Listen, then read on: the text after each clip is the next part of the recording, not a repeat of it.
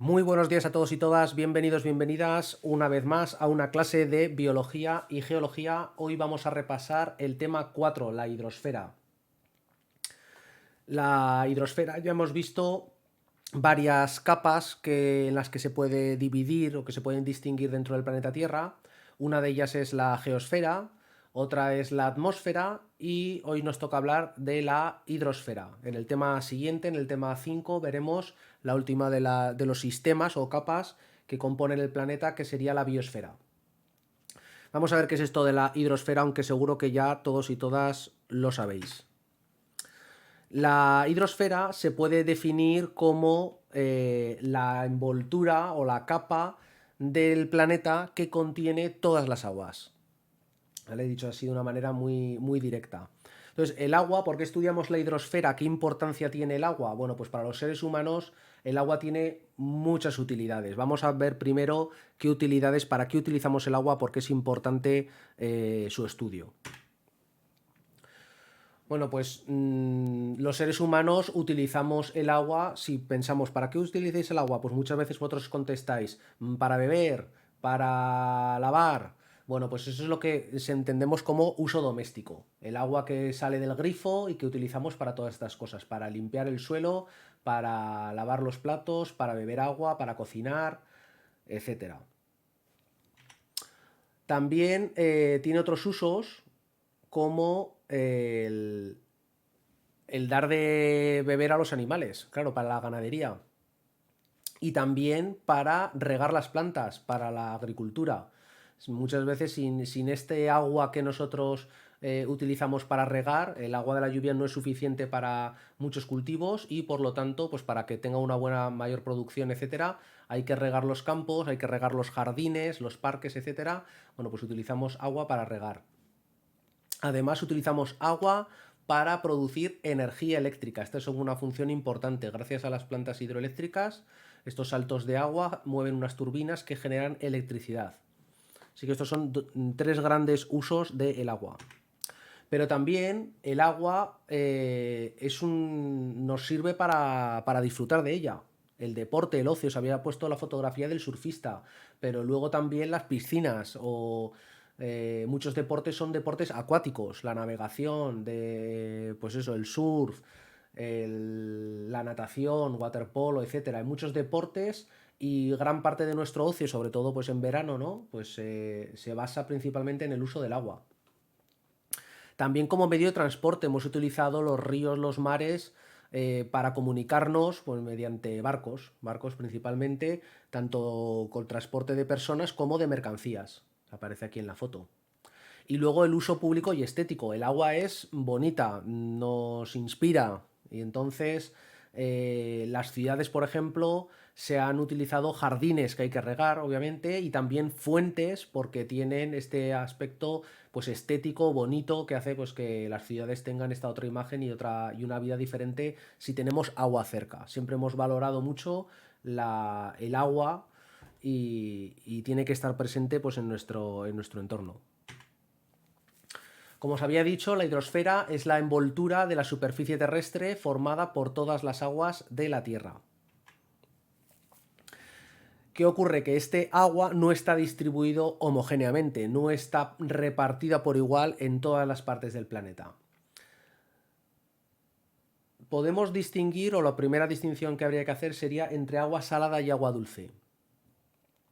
El agua salada es aquella que forma parte de los lagos salados, claro, sobre todo océanos y mares, y que tiene por lo menos 35 gramos de sal por litro.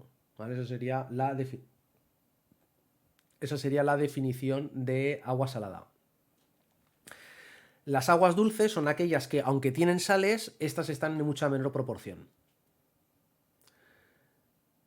Bien, pues de todas las aguas del planeta, bueno, aquí nos dice que el 70% de la superficie está ocupada por los océanos y los mares, y el resto pues serían las zonas de los continentes. Luego ya veis que hay una distribución diferente del agua. Y luego la cantidad de agua salada y de agua dulce también es muy distinta. El 93%, o sea, el 97% de las aguas de la hidrosfera del planeta es agua salada y solamente el 3% es agua dulce. Para la mayor parte de los usos que nosotros hemos visto antes, tanto como para las piscinas, como para beber, lavar, para regar, se utiliza el agua dulce.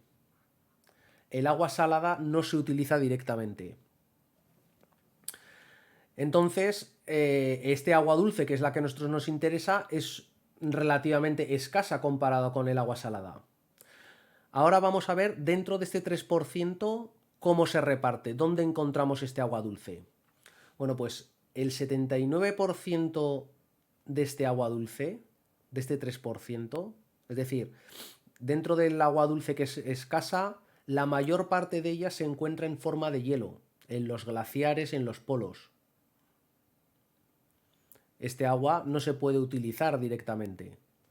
Luego tenemos el 20% de este agua dulce son aguas subterráneas. Están pues en cuevas, en el subsuelo, hay casi ríos y acumulaciones de agua bastante importantes que son de agua dulce y que muchas veces pues accedemos a ella haciendo pozos. Extraemos el agua subterránea mediante pozos y de los cuales extraemos agua dulce que sirve para regar, para beber, etcétera, para abastecernos. Y solamente el 1% de este 3% es lo que se corresponde con las aguas que llamamos superficiales, que serían los lagos, los ríos, el agua que hay en la superficie del suelo, el agua de la atmósfera, que es poquita, pero que en forma de vapor e incluso líquida, formando nubes, pues en la atmósfera hay agua, y los seres vivos, que como sabéis estamos formados en gran parte de agua. Entonces así es como se distribuyen.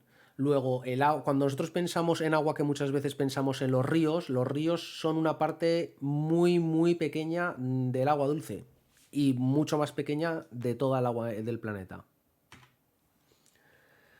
Como os decía, el agua dulce tiene sales, pero tiene pocas sales. Entonces, ¿cómo llega el agua del mar a ser salada? ¿De dónde proceden estas sales? Bueno, pues los ríos van desgastando las rocas, van disolviendo las rocas, los minerales, y pues va acumulando estas sales disueltas.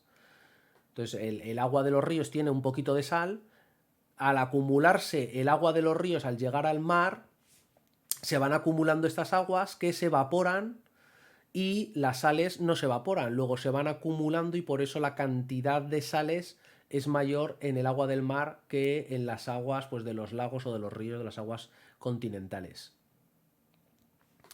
Así que ya sabéis de dónde viene el agua, la sal del mar. Viene traída por los ríos fundamentalmente al erosionar las rocas por las que pasan. ¿Cuál es el origen de la hidrosfera? La hidrosfera se formaría pues prácticamente con el origen del planeta Tierra. Al principio, cuando se forma el planeta, este estaría constituido por una gran masa de roca fundida. Bien. Y como hemos visto, las sustancias más densas son atraídas hacia el centro del planeta por la gravedad y las menos densas tienden a flotar en la superficie, a escapar. Bueno, así se formaría de esta manera la atmósfera. Se formaría una atmósfera primitiva, pues estos gases que escaparían a través pues, de erupciones volcánicas, y entre los gases que constituirían la atmósfera primitiva se encontraría el vapor de agua. Entonces, el agua solamente podría estar en el planeta en forma de vapor, porque la temperatura sería muy caliente al principio. Conforme va pasando el tiempo, la temperatura del planeta va descendiendo y baja de los 100 grados la temperatura de la atmósfera y comienza a condensar. Comienza a pasar de vapor a líquido. Y así, pues aquí nos muestran cómo estaría lloviendo, ¿no? En este escenario así volcánico parecido a este, pero ya comenzaría a condensar, a llover, y este agua de la lluvia se acumularía en la superficie, pues formando charcos, formando lagos, formando océanos. Bien. La atmósfera, como hemos dicho, la atmósfera primitiva no tenía oxígeno. A partir de los 3.500 millones de años, que aparecen los primeros organismos fotosintéticos, empiezan a producir oxígeno con la fotosíntesis y este oxígeno pasaría a la atmósfera, y sabéis que a partir del oxígeno de la atmósfera se forma el ozono.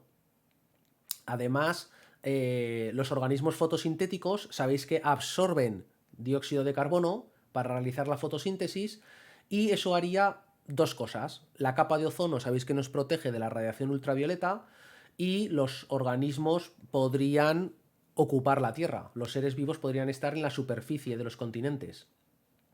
Y además, las plantas y los organismos fotosintéticos, al absorber dióxido de carbono, reducen el efecto invernadero, y por lo tanto la temperatura del planeta desciende más todavía. Así, en la actualidad podemos encontrar agua en los tres estados. Podemos encontrarla en forma de vapor, en la atmósfera fundamentalmente.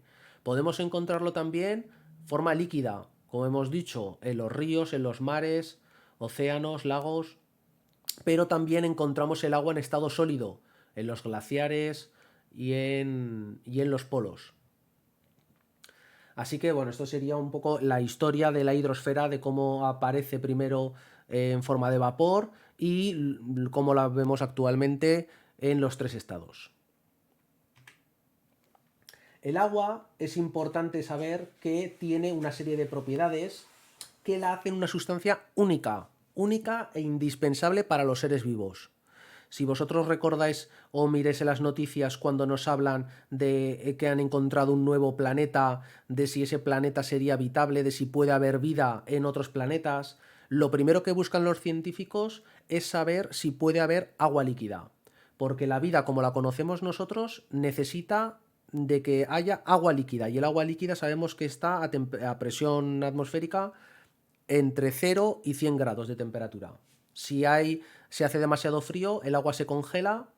Si hace demasiado calor, está en forma de vapor. Entonces, tiene que tener un planeta esa temperatura adecuada para que exista agua líquida, y así la posibilidad de que pueda haber vida. ¿Qué propiedades tiene el agua que la hacen tan interesante? Lo tenéis en la página 64 en una tabla, y nosotros nos vamos a centrar sobre todo en los procesos de los seres vivos, cómo afectan estas propiedades del agua a los seres vivos. La primera propiedad es que es un buen disolvente. ¿Esto qué significa? Bueno, la disolución, ya lo sabéis, es el proceso en el cual nosotros tenemos un vaso de agua, le echamos una cucharada de sal, la removemos, y al tiempo esta sal ya no la vemos, se hace invisible, desaparece. ¿Por qué? Porque sus moléculas se han roto, se han separado los átomos que lo componen, y se encuentran en el agua los átomos separados, y por lo tanto pues ya no los podemos ver. Esto sería una explicación así rápida de lo que es la disolución. El agua puede arrastrar muchas sustancias disueltas. Cuando el agua se evapora, estas sustancias no pasan a la atmósfera, sino que precipitan en el fondo, y volvemos a tener estos cristales, estas sales. Esto es importante porque, al ser un buen disolvente, puede transportar en los seres vivos, el agua puede transportar muchas sustancias. Sirve como medio de transporte. Por ejemplo, las plantas, a través de las raíces, absorben agua que contiene sales disueltas, y estas sales pueden ser transportadas por el agua a través pues de los vasos leñosos, en este caso, hasta las hojas. Así, el agua sirve como medio de transporte en las plantas y en todos los animales. Nuestra sangre es una gran proporción agua, y disuelta en ese agua que forma la sangre puede transportar muchas moléculas, muchas sustancias.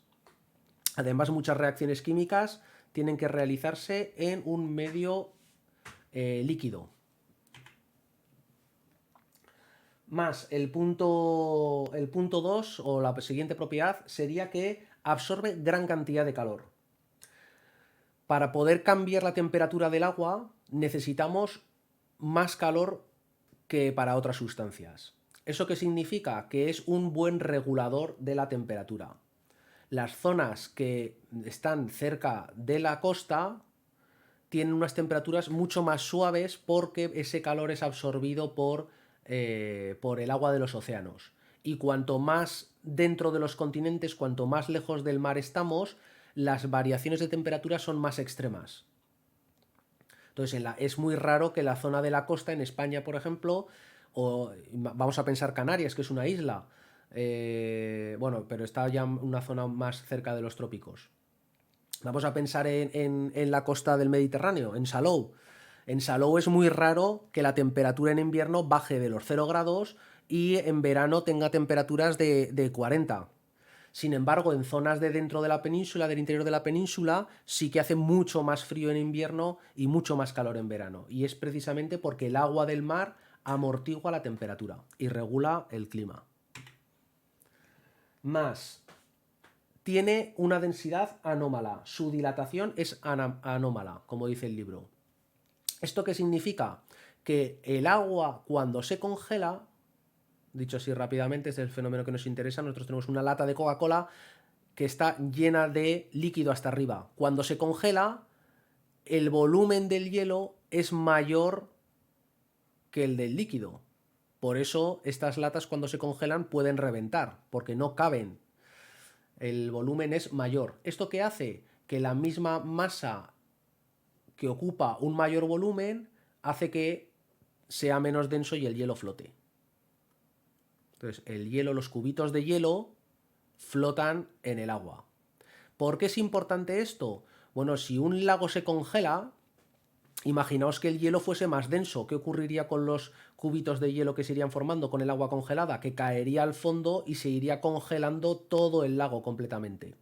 Sin embargo, gracias a esta propiedad, cuando el agua de un lago se congela, el hielo flota y esta capa de hielo superficial protege, aísla del frío a el agua que tiene debajo y permanece líquida. Eso permite que muchos organismos acuáticos, peces, etcétera, puedan seguir viviendo en estas zonas. Otra propiedad importante, aunque es un poco más difícil de ver o de comprender, es la adhesión y la coherencia y la adhesión y la cohesión del agua. El agua está formado por unas moléculas de H2O, todos conocéis la fórmula. Estas moléculas, aquí tendríamos pues 2 hidrógenos en rojo y un oxígeno en azul. Estas moléculas tienen unas propiedades interesantes. La primera, vamos a decir que es la cohesión. La cohesión sería la fuerza que une a una molécula de H2O con otra que tiene al lado. Entonces, hay una atracción entre ellas que hace que tiendan a permanecer unidas. Y además hay otro fenómeno que es el de la tensión superficial. La última capa de agua, si esto es el aire, ¿verdad? Y esto es el agua, esto es un detalle de un tubito de estos, ¿verdad? Esto es un zoom.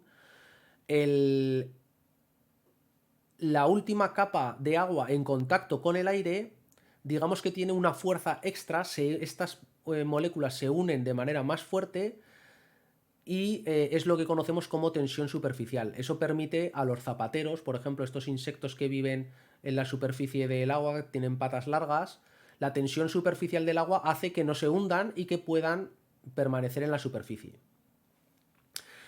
La combinación de estas dos fuerzas hace que el agua tienda a agarrarse a los materiales y tienda a escalar, por así decirlo, por las paredes. Sin embargo, en la parte central esto no ocurre porque el peso del agua tira hacia abajo, la gravedad tira hacia abajo y por eso da esta forma cuando ponemos agua en un tubito muy pequeño.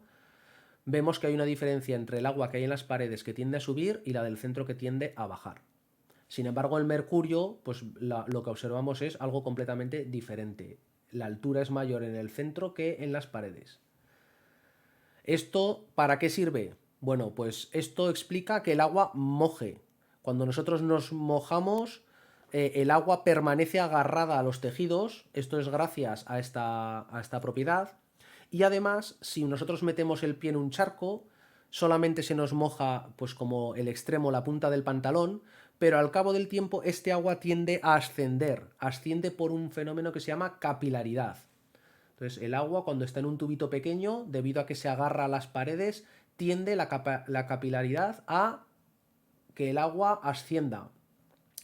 Este experimento que yo os lo he propuesto alguna vez, si cogemos una servilleta y lo ponemos en agua, pues veremos cómo este agua poco a poco va a ir escalando a través de esta servilleta porque los tejidos que forman el papel pues al final son como una serie de conductos microscópicos por los cuales puede ir trepando el agua.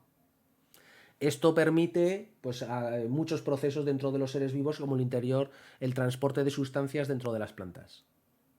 Ascienden por capilaridad. El siguiente punto es el ciclo del agua. El ciclo del agua es un ciclo que hay que conocer bien. Muchos, debido a los ejercicios, me he dado cuenta que cuando yo hablo sobre, os pido que describáis el ciclo del agua, simplemente os basáis en los cambios de estado, es decir, el paso de sólido a líquido, de líquido a gaseoso, etc. Sin embargo, el ciclo del agua es algo un poco más complejo, donde hay procesos en los que no hay cambio de estado. Entonces vamos a ir viéndolos punto por punto y qué significa cada uno de ellos. El agua en la naturaleza describe un ciclo. Un ciclo significa que se va repitiendo constantemente. Entonces el agua está en movimiento continuo. Este movimiento del agua, este ciclo del agua, explica muchos procesos geológicos, pues la erosión, el transporte, la sedimentación, cómo se distribuye la contaminación, influye en el clima. Entonces es importante conocerlo pues, para comprender cómo funciona pues, nuestro medio ambiente y nuestro ecosistema. Yo suelo empezar siempre explicando el ciclo del agua con la precipitación. Nosotros tenemos una nube, que sabéis que la nube está formada por gotas de agua microscópicas, luego es agua líquida. Cuando estas gotas se hacen muy grandes, caen por gravedad y es lo que sería la lluvia, pero también puede caer en estado sólido como la nieve, el granizo, etc. La idea es que este agua cae hasta la superficie y es lo que se conoce como precipitación. Entonces, el agua de la precipitación, el agua de la lluvia, puede llevar dos caminos. Uno, discurrir por la superficie. Puede, ¿verdad?, deslizarse por la superficie del agua. Es lo que conocemos como escorrentía superficial. Aquí le llama escurrimiento, pero yo creo que la palabra, la que viene en el libro, es escorrentía superficial. La escorrentía superficial puede ser pequeños regueros, pero estos se van acumulando o se van juntando unos con otros, dando lugar a arroyos, ríos, estos ríos desembocan en otros ríos más grandes, etcétera, hasta que desembocan bien en un lago o bien en los océanos. Entonces habría una trayectoria del agua que va recorriendo la superficie hasta llegar al agua de los océanos. ¿Cuál es el otro camino? Bueno, pues parte del agua de la lluvia no se desliza por la superficie, sino que es atrapada por el suelo, penetra dentro del suelo y esta puede ir acumulándose en el interior, de manera, pues en el subsuelo, y por gravedad puede ir también moviéndose hacia abajo, hacia zonas más bajas, a través de, pues, del subsuelo, de los materiales permeables con agujeros que hay en el subsuelo, los huecos de las rocas, puede ir moviéndose este agua. Esto sería el agua subterránea y que al final va a llegar también al mar, pero bajo tierra, no lo vamos a ver. Esto es lo que se conoce como escorrentía subterránea. Y el proceso del paso de agua de la superficie hacia el interior es lo que se conoce como infiltración. ¿Vale? Es el proceso por el cual el agua pasa de la superficie al subsuelo. Más procesos. El agua, una vez que llega a los océanos, sufre un proceso que se conoce como evaporación y que es el paso del agua en estado líquido a estado gaseoso y se acumula en la atmósfera. El agua pasaría a estar en estado gaseoso. Esto se produce sobre todo gracias a la energía solar, que hace que se evapore el agua. Una vez que pasa a la atmósfera, si la temperatura del aire desciende, se hace más fría, entonces este agua puede condensar dando lugar a las nubes, a estas gotas microscópicas de agua en suspensión. Las nubes, si se siguen enfriando, digamos que no pueden retener más el agua, estas gotitas se hacen muy grandes y acaban cayendo por precipitación, cerrando el ciclo. ¿De acuerdo? Entonces ya veis este movimiento continuo del agua desde las zonas altas, desde la precipitación, que va descendiendo por la superficie, por el subsuelo, hasta los océanos, y de estos suben otra vez a la atmósfera gracias a la evaporación por la energía solar.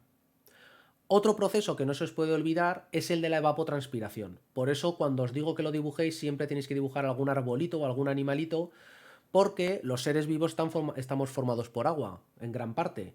Bebemos agua y la acumulamos. Pero este agua no se acaba con nosotros, sino que vuelve otra vez a la atmósfera debido a este proceso de evaporación y de transpiración. El sudor, la respiración, etcétera, hace que desprendamos agua en forma de vapor y que pasa también a la atmósfera.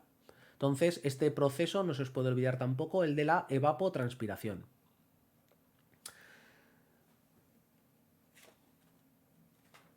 Esto sería el ciclo del agua. Espero que os haya quedado claro y no lo olvidéis.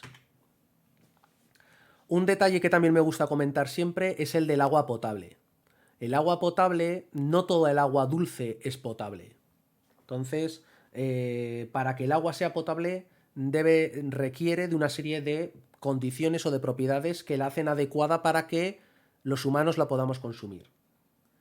¿Qué características son estas?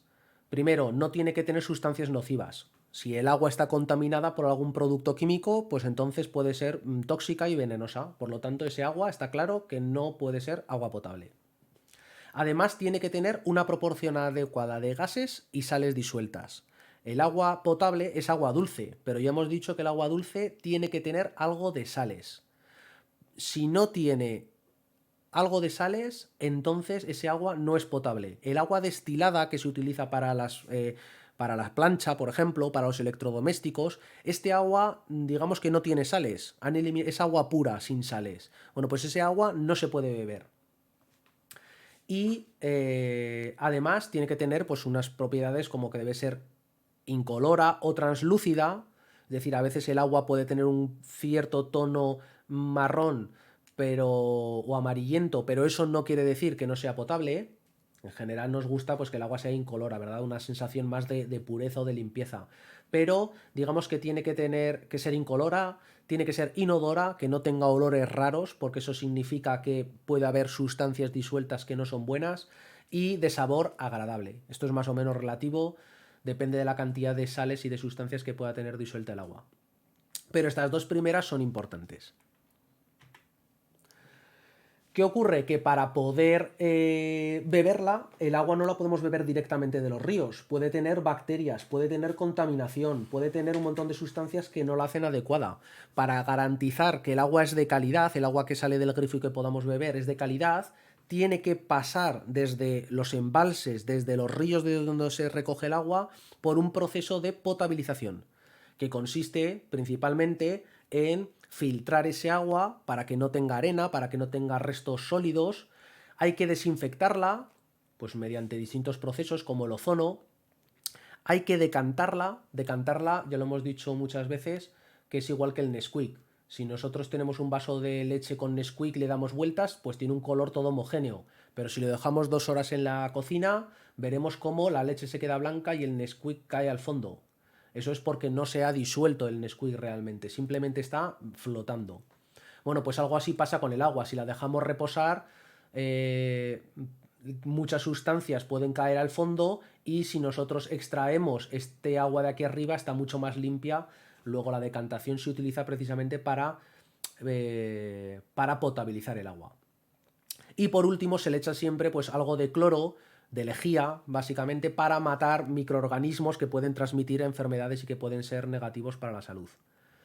Entonces este agua ya tratada se recoge en unos depósitos, de los cuales pasarán pues a la red de tuberías de las casas, de las ciudades. los ríos tienen una capacidad muy potente de, de eliminar la contaminación. En la naturaleza, pues, o hace muchos años, cuando había muy poca gente viviendo, ¿no? La cantidad de habitantes en el planeta era muy pequeña, se vivían en pequeñas aldeas.